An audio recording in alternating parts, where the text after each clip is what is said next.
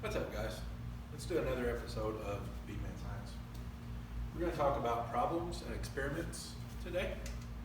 The problem is how to increase. Let's try that again.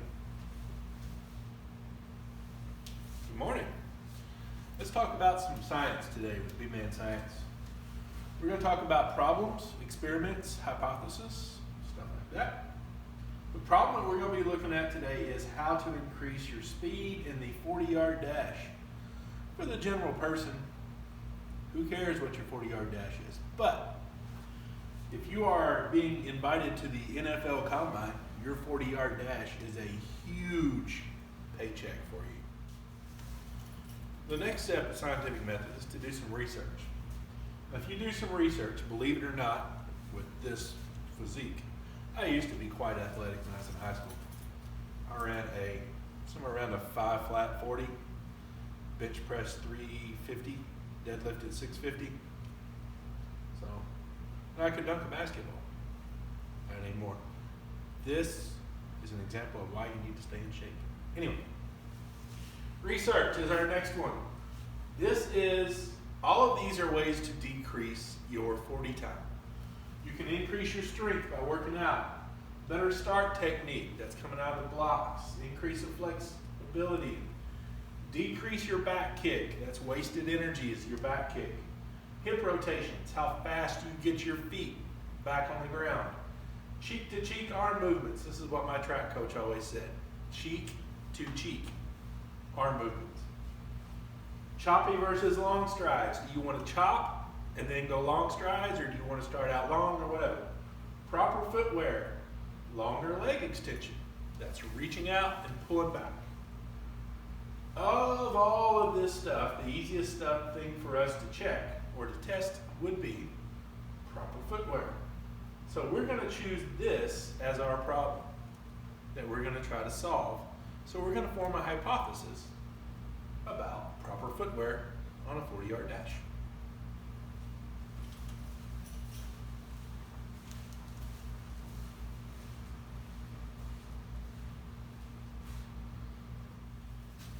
We could have gone a lot of different directions on this hypothesis.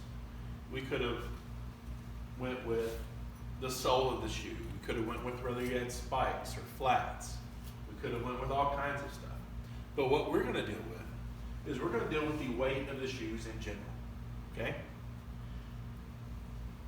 So this is a properly written, formatted hypothesis. We're having a major problem writing a good hypothesis. We want to just put down, the shoes make me go faster. That's not a hypothesis. A hypothesis has an if statement, a then statement, and a because statement. Now what this comes down to is, this is going to be your independent variable. This is what you're going to change in that experiment. This is what you're looking for, so this is the dependent variable. Okay? So make sure when you're doing your hypothesis, which you had a worksheet on that, and you got more stuff coming up on that you use if, then, because. Okay? So our hypothesis is, if we decrease the weight of our shoes, then our 40 time will decrease. Because decreasing the weight allows our legs to move faster with less drag. You're moving less weight, obviously.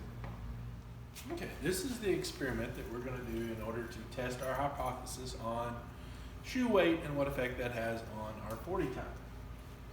We're going to use 3 different types of shoes. We're going to use a running shoe because it's lightweight. So we're going to use a running shoe. We're going to use basketball shoes, kind of the mid-top type thing. Mid shoes.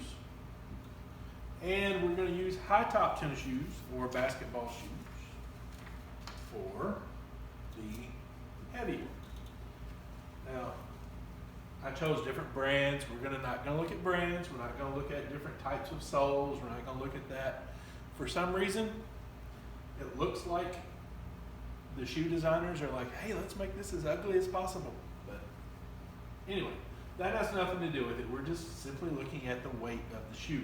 Running shoes are going to be really light. Basketball mid-tops are going to be the mid-range. And then you got the high tops. What we're going to do is we're going to run 5 40-yard dashes in each type of shoe, and we're going to time with a stopwatch how long it takes to run that 40-yard dash. Then we're going to find an average. Now, when you're designing an experiment, it makes sense to use 5 trials, 4 trials. Obviously, the more trials you do, the better it's going to be. So you would want 10, 100, 1,000 would even be awesome. But you probably don't want to run 1,000 40-yard dashes. I don't.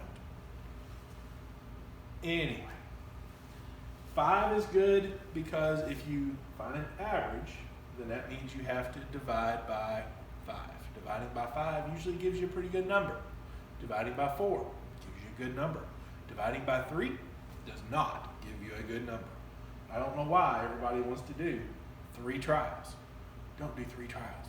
Because when you find an average, you're going to get exact, you're going to get a repeating 0.3 or a repeating 0.6. That's the way it is. So there's the experiment that we're going to be doing. Now, something you're going to have to do in your experiment is you're going to have to identify the different types of variables that your experiment has. In this case, we have an independent variable. The independent variable is what we're changing in the experiment. Okay? It is independent on anything else. This is what you change. The weight of the shoe, or the type of shoe, is what we're changing. Independent. We're going from a running shoe to a low-top basketball shoe, mid-top, to a high-top basketball shoe. Okay? So that's light, middle, and heaviest. Now the other type of variable is the dependent variable. The dependent variable is what you're measuring. It's what you're going to use in order to determine whether or not your hypothesis was supported. Okay? In this case, our dependent variable is going to be time. Think of it this way. The type of shoe determines the time. So the time is dependent upon the type of shoe that you run. Okay?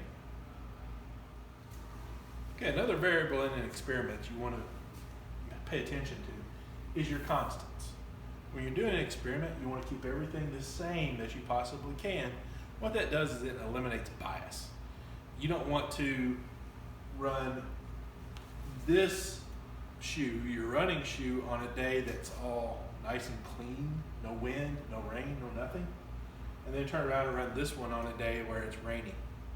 That would not be, it wouldn't be equal, it wouldn't be fair to each trial, okay? So the weather, the track that you're on, you want to run everything in a parking lot, everything on a track, everything on a football field, whatever, but you don't want to mix those up because that would obviously have some effect. If you ran on a parking lot, you're going to run faster than if you were on a football field. The person running it, if I was running a 40 in running shoes compared to a pro football player running in high tops, he'd still beat me, okay? Probably by a lot. So you want to make sure your person's the same. The rest, that one's specific to this experiment, okay? You want to have the same amount of rest between each trial. Another thing with this is, if I run all 5 of these, that's 5 40-yard dashes. If I run all 5 of those, 5 more 40-yard dashes, and then 5 in those, that's 5 more 40-yard dashes. By the time I get to these, obviously I'm going to be more tired. So my time's going to go down, or going to go up. It's not going to be as good, right? So a way to eliminate that might be to do your running shoe, do your mid shoe, do your high top, then do your high top again, and then your mid shoe, and then your running, and just keep going back and forth like this. So it kind of balances out how tired you are, okay? Anything else that you can possibly think of to keep constant from this trial to the next trial to the next trial to the next trial, anything else is very important. And it's a good idea to keep a list of these, because in order for an experiment to be valid, it has to be repeatable. So I've got to be able to take my experiment to Mr. Gamblin, to Mr. Stone, to Ms. Brown, to whoever wants to do it, okay? And come up with the same results.